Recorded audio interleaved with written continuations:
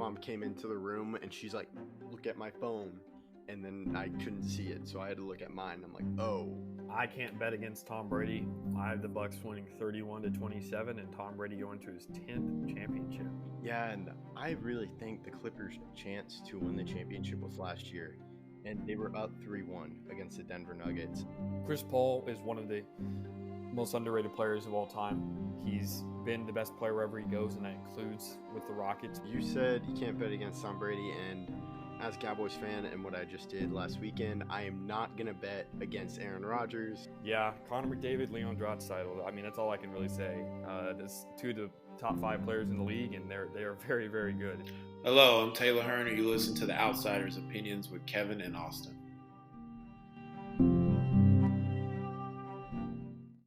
What's up, y'all? Welcome to our NBA Opinions of the Week. We've done a trade deadline video, talked about the Mavs, Knicks, and a few other deadlines. Mostly the Mavs and Knicks were the teams that made the most.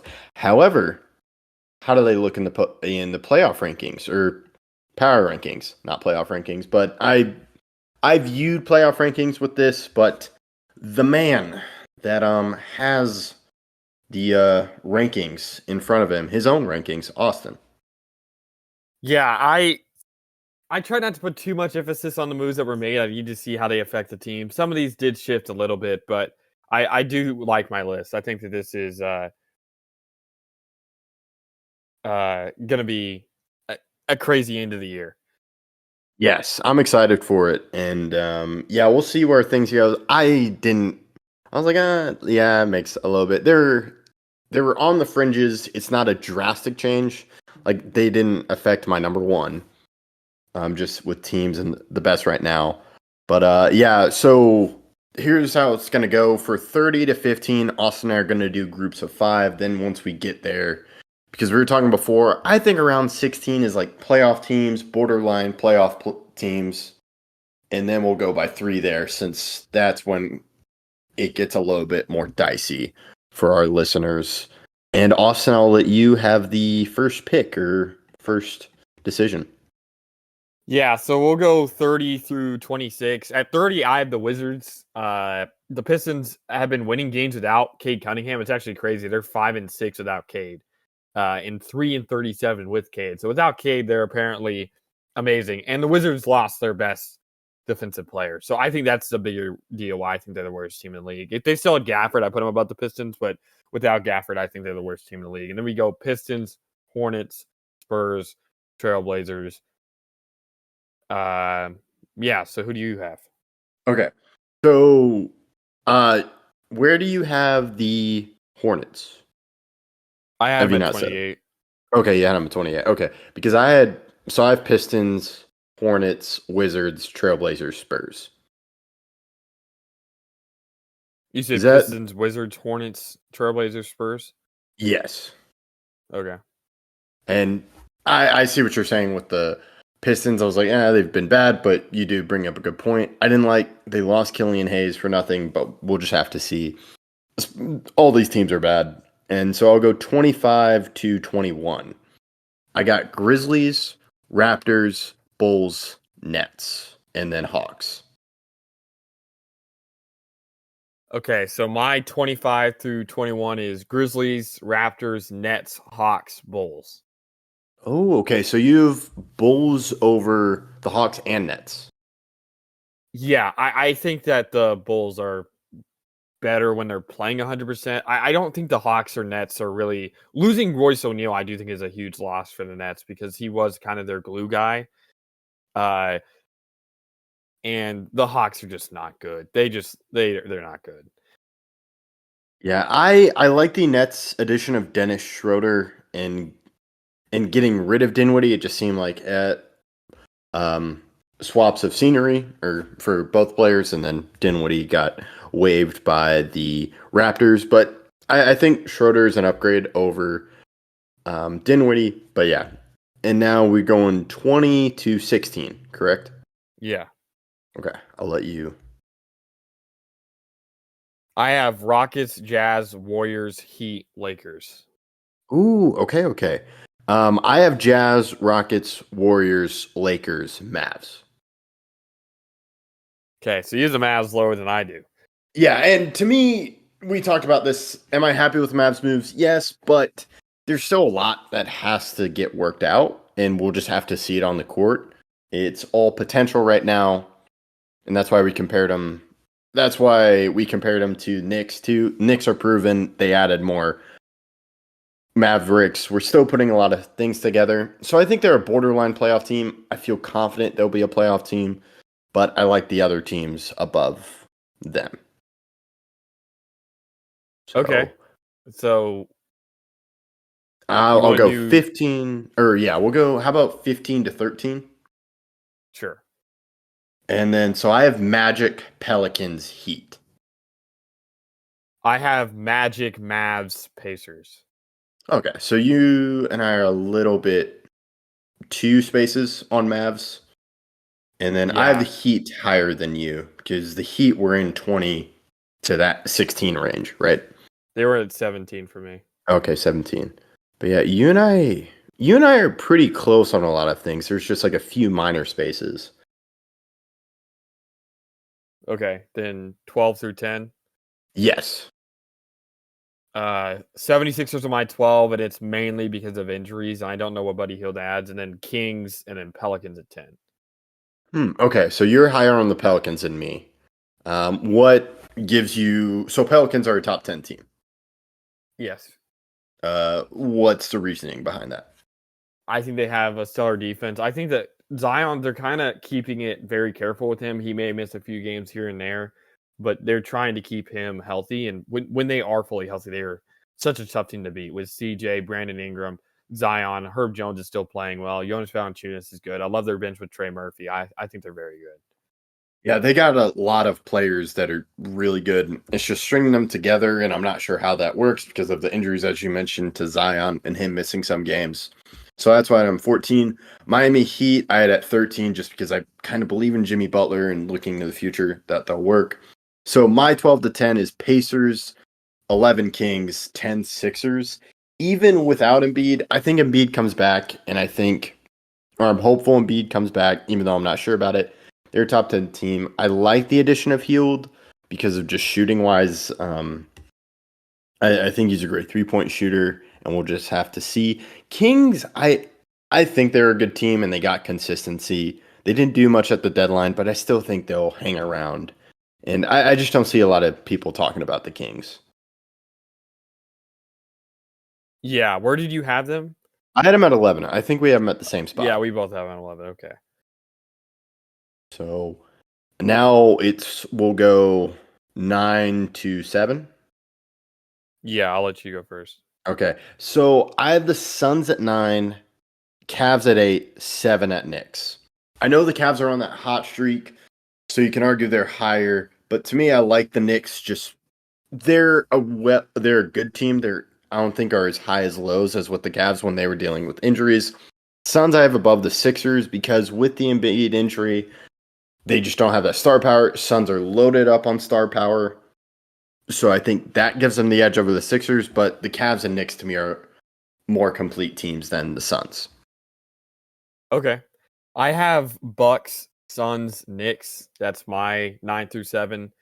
I'm still not confident with Doc Rivers that the Bucks will work out. I think they still have some inherent issues that they're going to have to address before I'm that confident. The Suns, the Royce O'Neal trade, I did have them around 10, but the Royce O'Neal trade I do think is great for them. They needed another depth piece, and getting more depth on the team that's already so top heavy is amazing. The Knicks, they have some injuries. They could definitely be a top 5 team by the end of the year, but they have to stay healthy for them to get there. So you and I have the Knicks in the same spot. Right? You have them at 7? Yeah. Okay, I also have them at 7. Huh. All right. Yeah, the Knicks, they could definitely be in top 5, but yeah, the injuries and they have the potential now with just the additions that they made. Do you agree or? Yeah. Okay. Then I'll let you do 6 through 4. So 6 through 4, I have Thunder, Cavs, and Timberwolves. I still need to see stuff from the Thunder. They're such a young team that I have to see them do it for a full year for me to be fully confident. The Cavs, they have a lot of injuries, but fully healthy, I do think they're easily a top 5 team. And with the Timberwolves, they kind of fallen off from grace. I probably would have had them around 1 probably a month or 2 ago, but I think these teams above them are better. Okay. All right. So I have the Timberwolves at 6. I have Clippers at 5. Thunder at 4. The Thunder are really good. It's just that inexperience. Clippers, I don't trust the injuries. And just, I know they have great players. It's just how well is that continuity going to survive? Because I know Kawhi will get injured and miss some time. And that's why Thunder, I like Chet Holmgren. It's just how do they put it together? I'm intrigued with Gordon Hayward, as we talked about in the video. It was a surprising trade to me. But you haven't mentioned the Clippers yet, but you have the Cavs in the top 5 range, correct? I'm at 5, yeah. Okay, I have them at 8. So how do you feel about me having them not in the top 5? Well, I mean, they're playing so well as of recently. I just think with Mitchell, who's definitely a contender for MVP at this point. They've won 9 of the last 10. They've won 8 straight. I mean, their point differential is crazy. They're winning a lot of games against great teams, and they don't even have Mobley. And with Mobley back, they're easily probably a top 3 team in my mind. Okay. All right. And then, yeah, I feel the same about the Timberwolves. I just need to see them do it for longer just because it's such a short time and how bad their season was last year. So now we're in the top 3.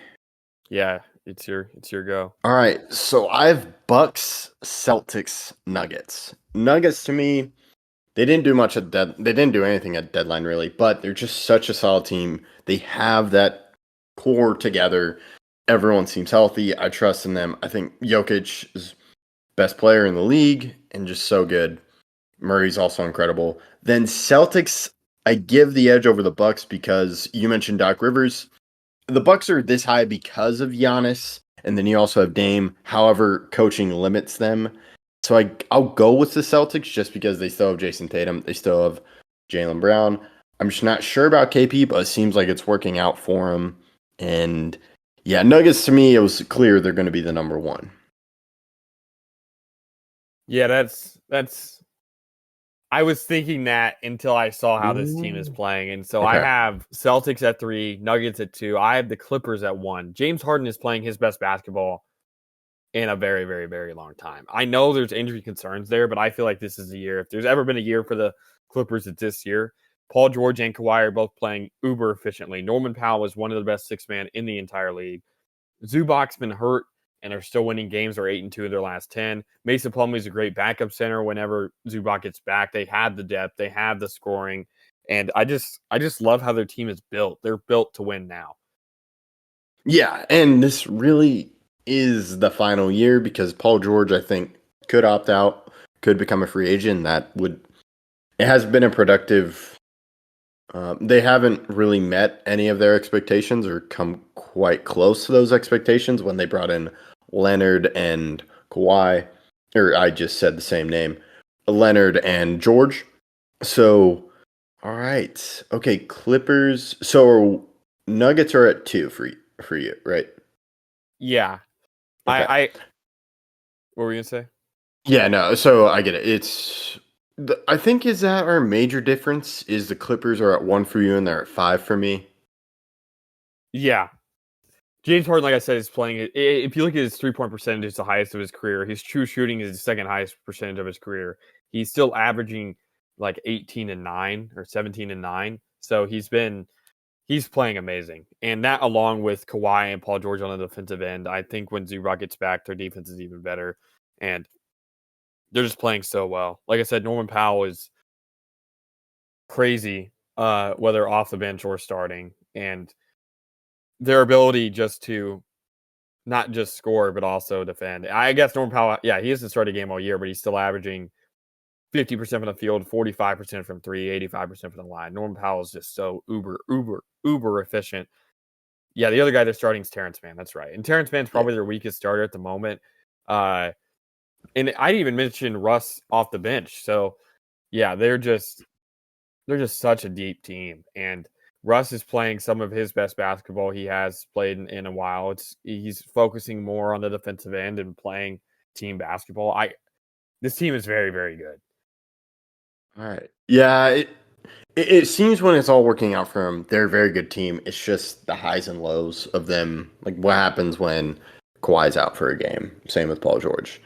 But I do like the centers. I think they could survive one of them being out because they're just that good. You could just move Russ into the starting lineup, and while Russ is not either of those guys, he's playing well enough to be great. I mean, their top 4 shooters are Paul George is shooting 45.6% from 3, Norman Powell shooting 44.5, James Harden shooting 42.6, and Paul George shooting 40.3. It was Kawhi shooting 45.6. So Kawhi at 45.6, Powell at 44.5, Harden at 42.6, and Paul George at 40.3. They have 4 shooters who play significant minutes, all shooting over 40% from 3. They're one of the best shooting teams in the league. And if you go by 3-point percentage, they are the best in the league at 39.9%. That, along with also being 5th in steals, 6th in a free throw percentage. They shoot 49.6% from the field and 39.9% from 3 as a team, along with the 6th best free throw percentage in the league. They're just so good. They're just so good. It's been a while since the Clippers team's been this good, and I definitely think that they have a chance. This is the year for them. Yeah, and it'll be tough. We'll have to see, because I know they were the number 1 in the West, and then they fell down to number 4 the next day, which just goes to the competitive of the West. But the top 4 teams of the West are all within a game of each other. It's one team doesn't play, and now they're the 4 seed. So it's just how that works. Yeah. But yeah, we'll just have to see. But okay, Clippers at 1. I thought we were going to agree, but once I heard you pause, I was like, okay, maybe he has the Clippers. But yeah, that's all I got. Any final thoughts before we close it out? Nope. All right, make sure to check out all our videos, especially trade deadline video. We recorded that the day after trade deadline, so relatively, it was pretty current when we did that. And this is our power rankings, evaluating it based on deadline moves. Let us know what you think in the comments. We try to respond as quickly as we can. Stay up to date with our notifications button on YouTube. We have Instagram and we have Twitter, X. It's Twitter. I'm never going to call it X unless I have to. So Twitter, and let us know what you think in the comments. And we appreciate you listening to Outsiders Opinions.